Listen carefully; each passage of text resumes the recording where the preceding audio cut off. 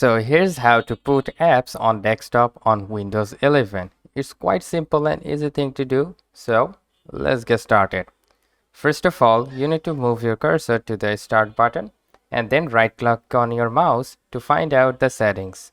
So go to the settings and then from here you will see personalization option. You need to tap on that. And then after that you will need to select the themes option. Alright, then scroll it down until you find the desktop icon settings. Alright, from here in the dialog box you will see the computer, so you need to select that as well, and then you need to tap on apply and tap on OK, and let's just close it. And as you can see, we got this PC option in front of you in the desktop. Alright, so if you want any other apps to be in desktop, you can also do that. It's very simple, guys.